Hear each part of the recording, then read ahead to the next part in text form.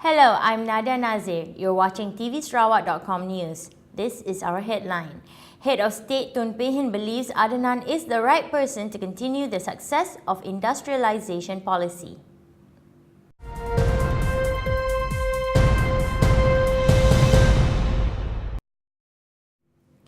Head of State Tun Pehin Sri Abdul Taib Mahmud said that he is confident Chief Minister Datuk Patinggi Tan Sri Adnan Satem will be able to continue the policies and enlarge whatever opportunities made available in the future. Speaking at the inauguration ceremony of Tokuyama Polycrystalline Silicon Factory at Samalaju Industrial Park, he thanked Tokuyama for their trust and confidence in Sarawak's aspiration to be an industrial state. His Excellency also indicated that there will be a series of dams to be built in order to provide continuous supply of relatively cheap energy to propel the state's industrial program.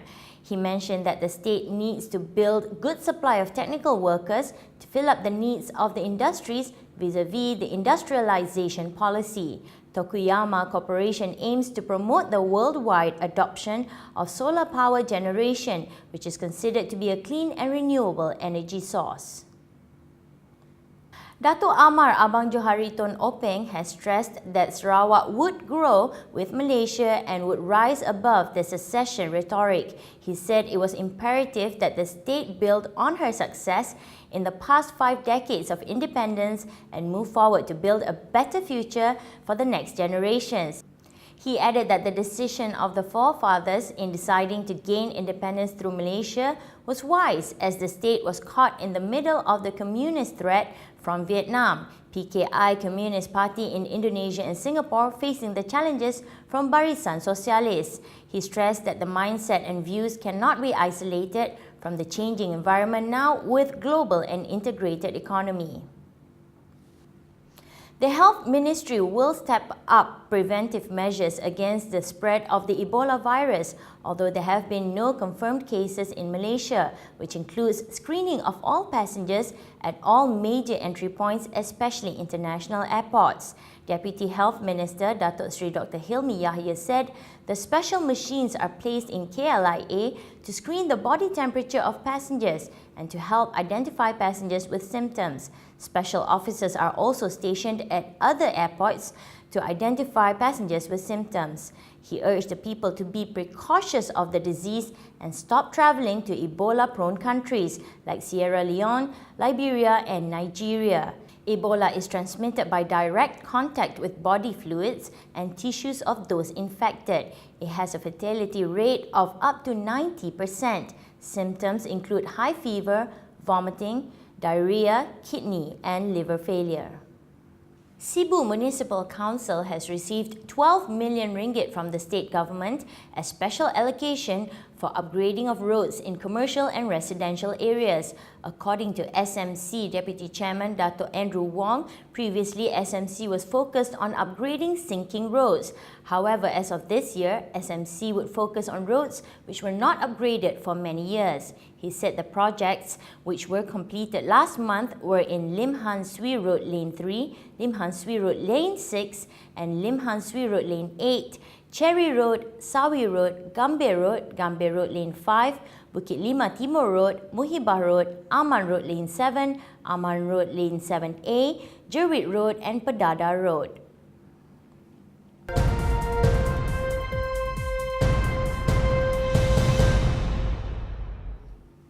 Now let's see what's happening on the regional front. Khazanah's investment in the e-commerce giant from China is estimated to be valued at between $1 billion and $1.2 billion, a between 4 and 5-fold increase of its initial $250 million investment. Its investment, although only small in comparison with the size of the technology stock's valuation, estimated at between $160 billion and $170 billion, will provide a handsome windfall should the State Investment Unit decide to divest upon the listing of Alibaba Group Holding Limited in the United States. Khazanah was among the Asian sovereign funds that had invested in Alibaba less than 3 years ago, having taken up some preferred shares alongside other international funds. The $1 billion to $1.2 billion estimated gains are based on the forecast valuation of Alibaba of between $160 billion and $170 billion upon its IPO. The value creation from the investment in Alibaba is expected to be included in the Khazanah Annual Review come January 2015. Prime Minister Datuk Seri Najib Tun Razak called on Malaysians to cultivate a culture of to dare to succeed despite failed attempts in life. He urged people, especially the younger generation, to follow through their ideas despite fear of failure. Prime Minister was talking at the launching of Gabungan Rakan Entrepreneur Aspirasi Terhebat GREAT. GREAT 2014 is a platform for aspiring entrepreneurs to interact with one another as well as to meet established entrepreneurs and potential investors. Some 6,000 participants are expected to attend the 4-day event, which began on 17 September at the Malaysian Global Innovation and Creativity Centre, MAGIC. Rural communities must be included in the Digital Development Plan to reduce digital disparities with the urban communities, said Deputy Prime Minister Tan Sri Muhyiddin Yassin. He said there was concerted effort to help increase the household broadband penetration rates, which stands at 68% now, and the government was far from being complacent. Tan Sri Muhyiddin was speaking at the opening ceremony of KL Converge 2014 on 17 September. KL Converge is organised by the Communications and Multimedia Ministry, Malaysia Communication and Multimedia Commission, and the National Film Development Corporation. It is a platform for industry players in the multimedia, content, communications, and creative fields to exchange ideas and explore new opportunities.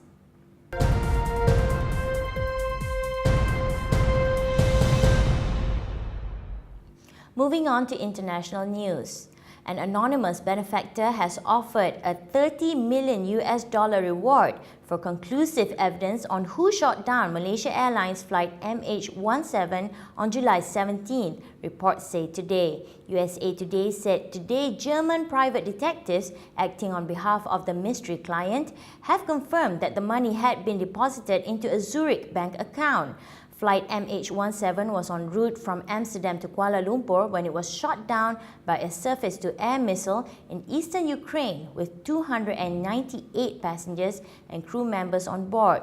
Two-thirds of the passengers are from the Netherlands. Ukrainian and Western leaders have blamed pro-Russian rebels for firing the missile. WIFCA, the private investigator, said on its website that the reward may be claimed in Zurich or in a different neutral place of the whistleblower's choice. Joseph Resch, who runs WIFCA, was quoted as saying in German business magazine Capital that the offer included giving any whistleblower a new identity. The $30 million offer is larger than the $25 million bounty offered for the capture of Al-Qaeda leader Osama bin Laden. WIFCA said its client wanted precise information such as who shot down MH17 on July 17. Other information sought included who gave the order, was there a cover-up, details on the circumstances that led to the shoot-down, who was involved directly, where is the weapon, and who okayed the shoot-down. Iran's foreign minister is ruling out cooperating with the United States in helping Iraq fight Islamic State militants and warning that the terrorist group poses a much broader global threat that needs new thinking to eradicate. Mohammad Javad Zarif said Wednesday that Iran has serious doubts about the willingness and ability of the United States to react seriously to the menace from the Islamic State group across the board, not just choosing where to confront it, as it has just started doing in Iraq. France wanted Iran to attend a conference Monday in Paris on crushing the Islamic radicals in Iraq, but the US said no. Zarif called the 24 participating nations at the conference a coalition of repenters because most have supported the Islamic State group for years. Australia's Prime Minister says, according to intelligence, Islamic State supporters were planning to carry out a killing to demonstrate its abilities led to counter-terrorism raids in Sydney. Australian police detained 15 people on Thursday in a major counter-terrorism operation, saying intelligence indicated a random, violent attack was being planned in Australia. Prime Minister Tony Abbott told reporters that exhortations were coming from an Australian who is a senior in the Islamic State movement to support networks in Australia to conduct demonstration killings. He did not name the Australian. Police say 800 federal and state police officers raided more than a dozen properties across Sydney as part of the operation, the largest in Australian history. Police say one person was charged with serious terrorism-related offences and was scheduled to appear in court on Thursday.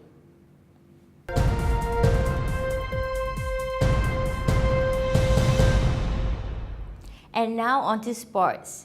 Bayern Munich scored a 90th minute goal to beat Manchester City 1-0 in the Champions League on Wednesday, while Barcelona had an easier time edging Apple 1-0. Boateng struck the winner with a deflected volley in the 90th minute to beat his former team and give Bayern victory in the first meeting of Group E's two heavyweights. Until that point, Manchester City's Joe Hart had starred in goal, making a string of fine saves to deny the Germans and keep his side in the match.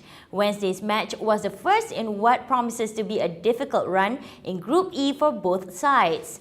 Both Bayern and City won their respective league titles last season and are expected to advance to the knockout stage. Yet both will also face stiff tests from Roma, who finished second in Serie A last term, and perhaps from Russian champion CSKA Moscow.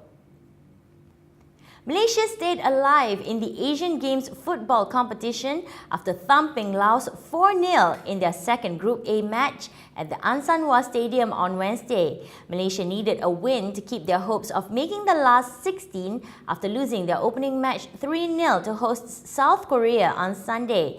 And goals from skipper Muhammad Aidil Zafwan Abdul Razak in the 12th minute, striker Muhammad Nur Farhan Muhammad in the 75th minute, left winger Fandi Othman in the 78th minute, and Muhammad Faris Daniel in the 81st minute gave the Malaysian the much-needed win.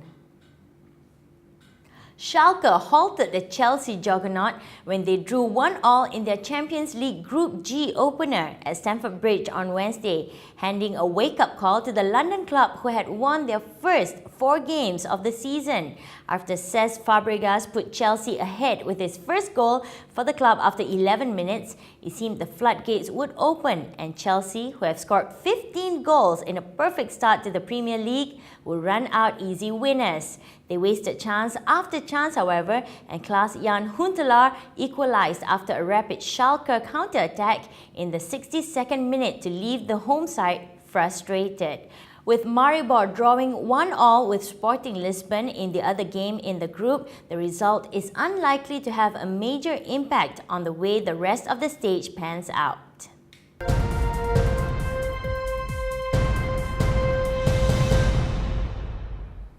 In the meantime, this is our special report. The biodomes Amazon is planning for its new Seattle campus aren't the only green aspects to the company's expansion in the area. Amazon is moving ahead with a unique plan to use heat generated from data centers in the nearby Westin building to warm some of its new buildings downtown. The system transfers the heat from the data centers via water piped underground to the Amazon buildings. The water is then returned to the Westin building once it's cooled down to help cool the data centers. For now, the plan is to use the system to heat buildings on the 3-block Amazon campus going up north of downtown Seattle, starting with the building Amazon plans to occupy at the end of next year. And that was the news. Thank you for watching tvsarawak.com. I'm Nadia Nazir. Have a great day.